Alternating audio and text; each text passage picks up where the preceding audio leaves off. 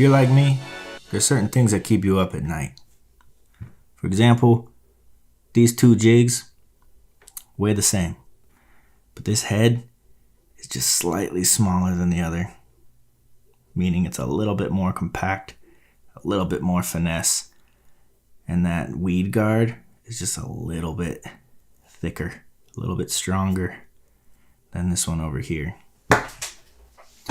And folks, if you like getting down to the nitty gritty and thinking about some very specific things in your game, this episode is for you.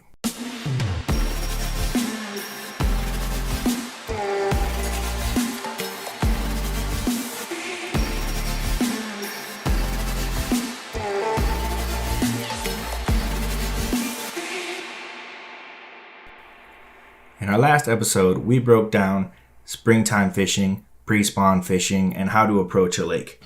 And if you're like me, you've started to notice that these birds are starting to come back. You know, I'm sitting there drinking my morning coffee, and I'm hearing a noise I haven't heard much before. One is the ice and the snow that's melting off my roof, and two are those bird calls and those tweet, tweet, tweet, tweet, tweet. If you listen to that, it's like music to my ears. Open water is just around the corner. When I started learning how to fish, I had one spinning rod. It was a medium heavy 6'6" rod, and I thought I could do everything on it. When I got into that YouTube and started learning about chatterbaits, jerkbaits, jigs, crankbaits, and topwaters, I thought I could just throw these on that same rod and I was set for life. I remember when I showed up to my first tournament for topwater, I had two rods and I thought I was set. I had my brand new bait caster. I was ready to rock. It was a 7-foot medium heavy, and I had my 6.5-foot medium heavy spinning rod, and I was ready to go. Both had 30-pound line, and I skunked hard. I did not have a good tournament. I left feeling very frustrated, and I left feeling just like, is this for me? Now, that's not to say that I didn't have fun. I still had fun when I was out there. I was still trying to throw jerkbait on a medium heavy spinner. And, I was doing my thing. But I'll never forget the guy who won it, Curtis. He won that tournament. And I kept thinking to myself, like, how did this guy find fish out there? And how did he catch these fish? Because I didn't see any fish. I saw like a couple bluegill out there. And that's when I started to really get into thinking about what it is that the winners are doing. And when he packed up, I took some time and I just watched him. And he put away, in his nifty rod locker, he put away like 8 rods. And I look around and I see all these guys with all these different setups, all these different anglers, spinning rods, multiple spinning rods. And I thought to myself, what is going on here? Fast forward to my practice pond where I spend a lot of time, and the guy that got me into fishing, Steve, he had multiple spinning rods, and I took some time to paddle over to him at that time and say, hey, what is going on? Why do you have so many different rods?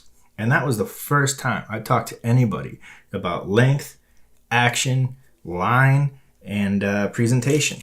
Today, we're going to take a look at some of the nuts and bolts when you pick up a lure, what you should think about in terms of presentation, rod length, rod action, rod power, the reel you're using, the gear speed that you're using, and all of the other things that you should be thinking about when you want to be successful using a new bait. Across these last 2 seasons, I've had the opportunity to meet so many different anglers who've been fishing their entire lives, some of them who have been fishing for 30 plus years competitively.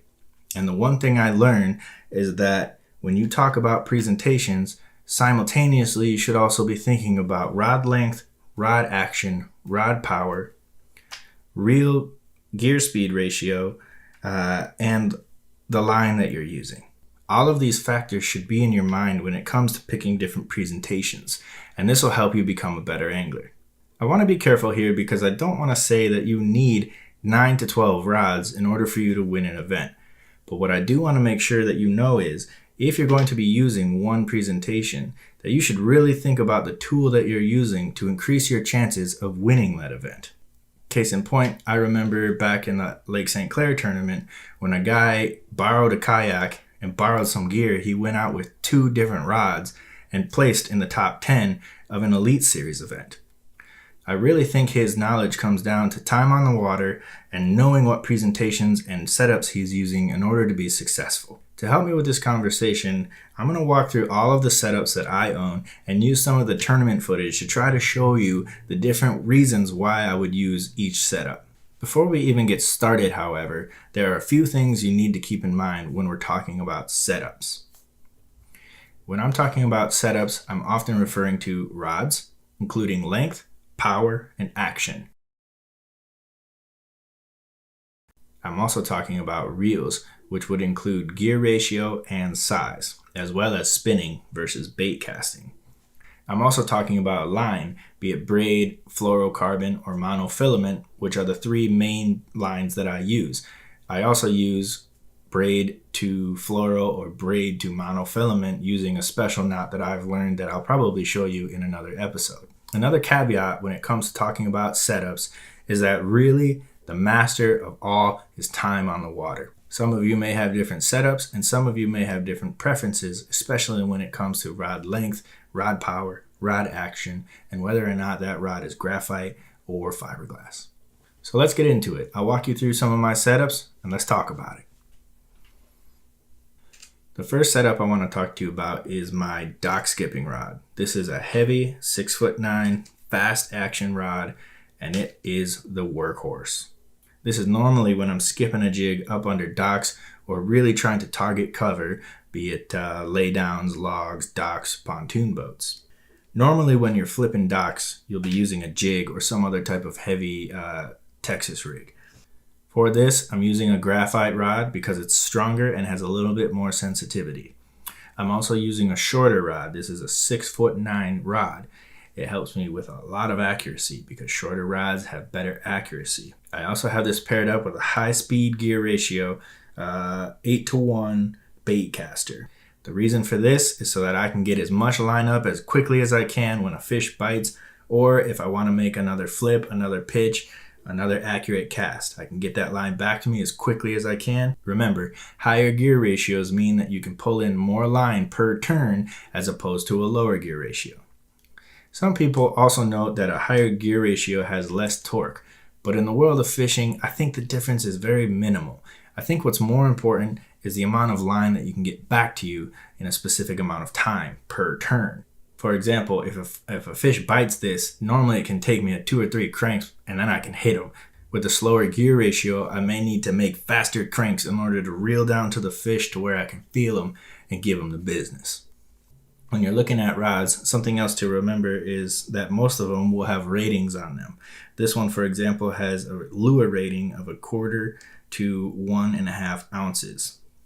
So that's pretty good. This will also tell you the line size that you could use, 16-pound to 30-pound line.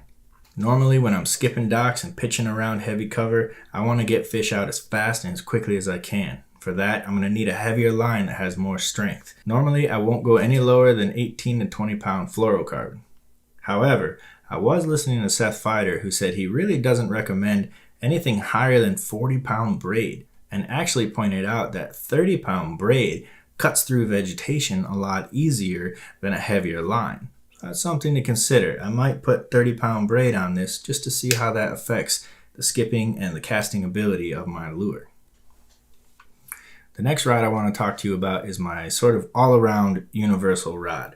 I'm constantly changing the line diameter on this rod. Right now it's got 18-pound fluoro, but sometimes I put 12-pound fluoro, 15-pound fluoro, depending on the jig, or presentation, maybe a Texas rig.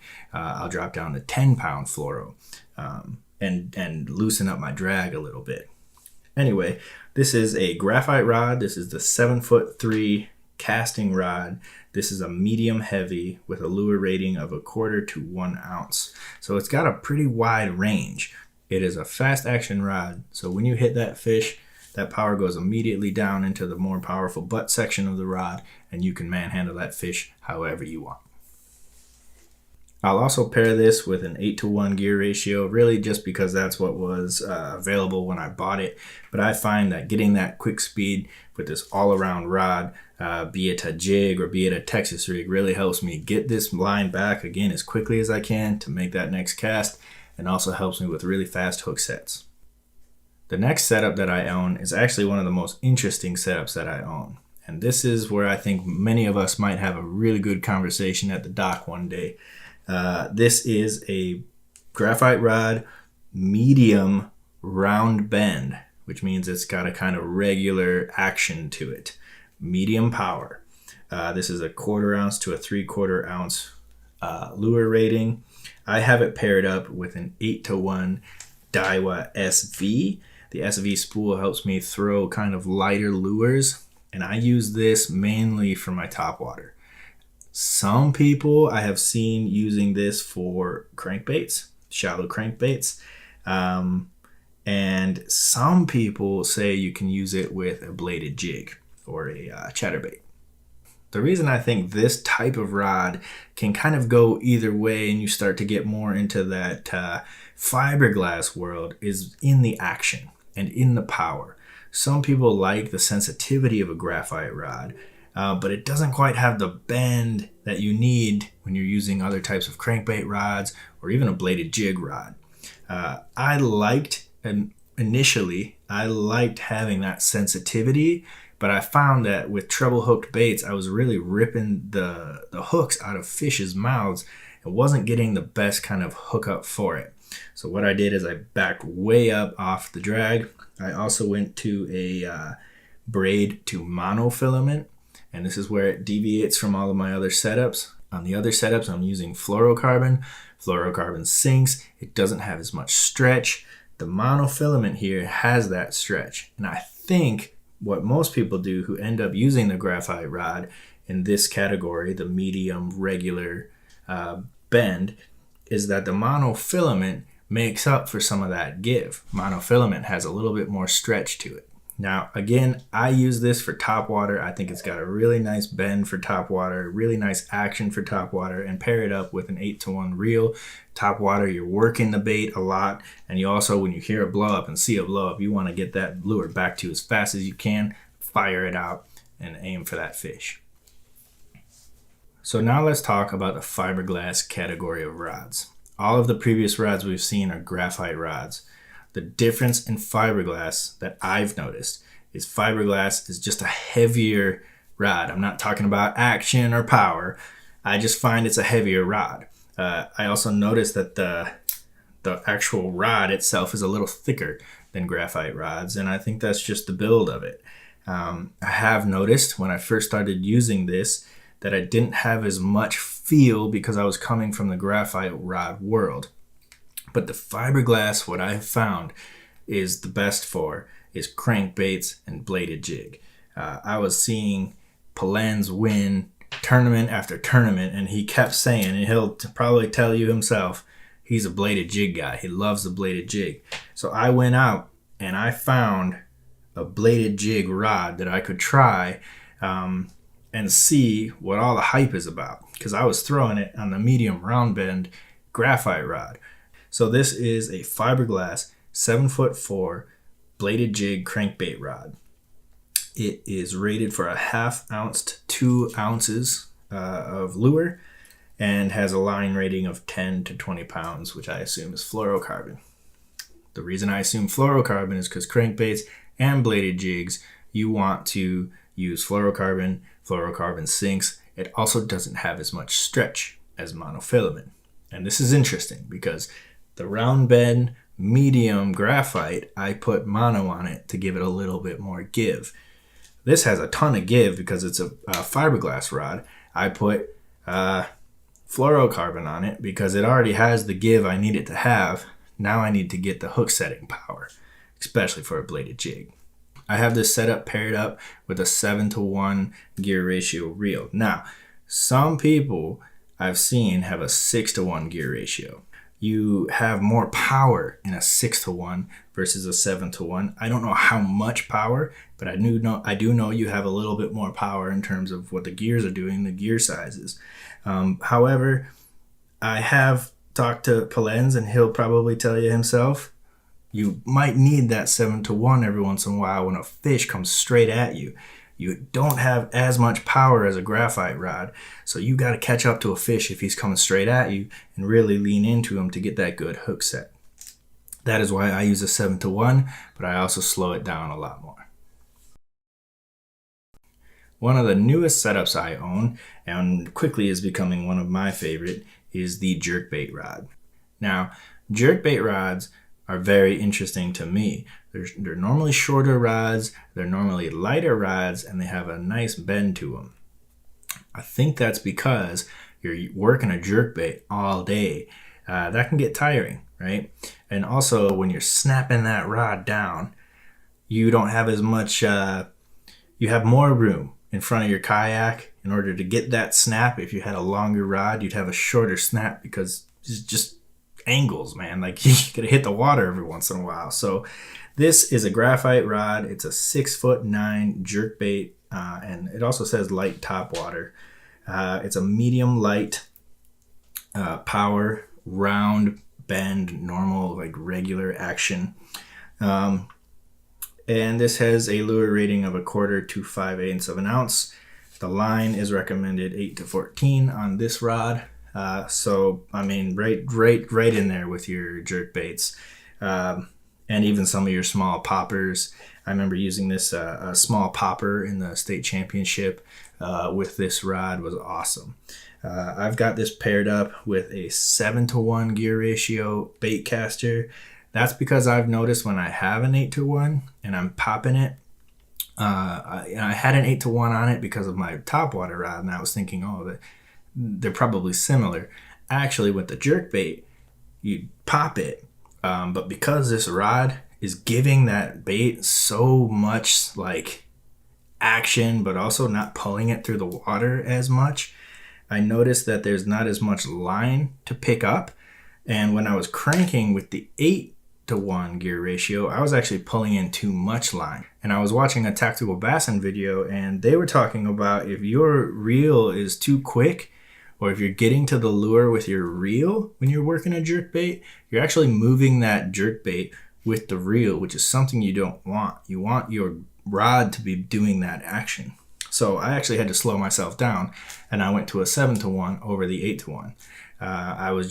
And this is, again, preference. What are you doing on the water? What are you seeing on the water? What is your preference? Some guys, they can use an 8-to-1 and they can slow themselves down, or they know the tick-tock of their own hand and they're reeling that jerkbait in and they're working it with the rod. For me, it was just too much. I kept reeling all the way down to the jerkbait, moving it in the water by accident, and I was missing strikes, I was missing fish, and when I dropped down to the 7-to-1 gear ratio, this became magic for me. So I feel a little crazy. I've got 8-pound fluorocarbon on it. I guess a secret that some people know is that when you use a lighter line, your bait can get a little bit deeper. So I was using this with a jerkbait to try to get that bait down a little bit deeper in the water column. If you want this same bait to stay a little bit higher, you can up your fluorocarbon, and then it won't sink as much and it won't cut through the water as much. So yeah, this is my 8-pound fluorocarbon 7-to-1 gear ratio jerkbait rod.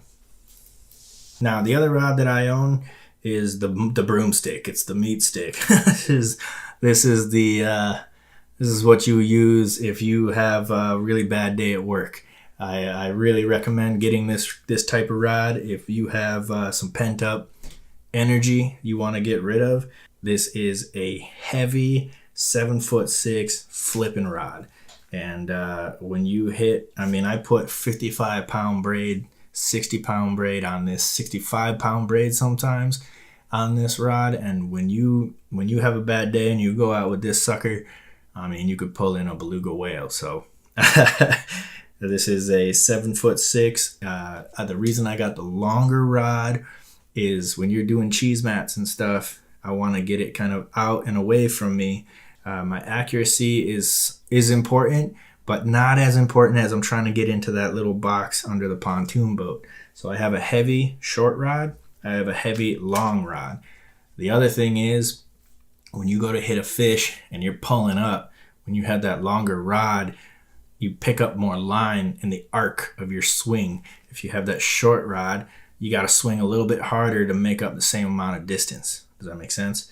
So that's why I have a longer meat stick.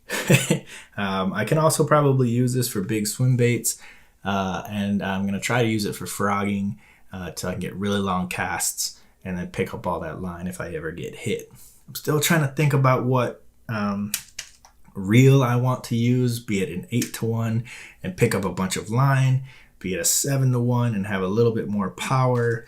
So we'll see what happens. I don't know what I would comment below what you would use on a frogging swim bait. I mean, they're kind of two different worlds, but maybe I have to get 2 reels. That's the way it goes. Now, moving over into the spinning world, this is where I came from, and a lot of times this is really where I live. I like the bait casters. They can throw a ton of different baits. You can use them for a whole bunch of different things, but sometimes on these pressured lakes, when you got to drop down in size, when you want to use some finesse tactics, the spinning rod comes out, and it comes out in a big way. I've won a lot of money off a spinning rod. I know some people don't like to use it. I would encourage you to just keep your mind open, give it a try. If you find a better alternative, use it, of course. You know, this is all about you becoming a better angler, giving stuff a try, getting out on the water, and figuring out what works for you. For me, one of my go-to spinning setups is a 7'1" medium fast action spinning rod. And this covers small swim baits. It can do tubes. It can do drop shots. Really anything you want to drop down in size, you can use this. Paired it with a 2500 spinning reel size. Now this is interesting too. Some people will say that you could go even lighter. Some smaller rods, you get real finessey with it. Some people use, like I know Fighter, he talks about using a 4000 size, which is just a bigger spool. The reason he does it is he talks about having the ability to cast farther with a larger spool size. For me, and for most people I talk to, that 2500 lives like right in the nice sweet spot. Though I might start thinking about doing like a 3000, going up a little bit to have a little bit more line and a little bit better casting distance. One thing I forgot to mention about the spinning setups is most of the time I'm using braid to a fluorocarbon leader, and I'll tell you why. Braid, for me, it just casts farther than fluorocarbon and even some mono filaments. I really like using braid as the main line on my spools. The other reason I really like it, and I don't know if you can quite see this, is I can put this like really bright chartreuse braid on there. I know you can get moss green and some other colors. I really like that bright chartreuse because when I'm looking at this line, you can see it hop or jump when it gets hit, and you know there's a fish a fish bit it, and you can set the hook accordingly. So that's one of the reasons I like the braid. Also, I honestly feel that braid has the best sensitivity out of all the different lines because there's no stretch in it. If you get hit on the end of braid, you're gonna know it. The other side of it though is that this bright chartreuse line in the water, you bet a fish can see that. And so what I do is I'll put a fluorocarbon leader. I get the invisibility. I get the little bit of stretch that I might need depending on the lure.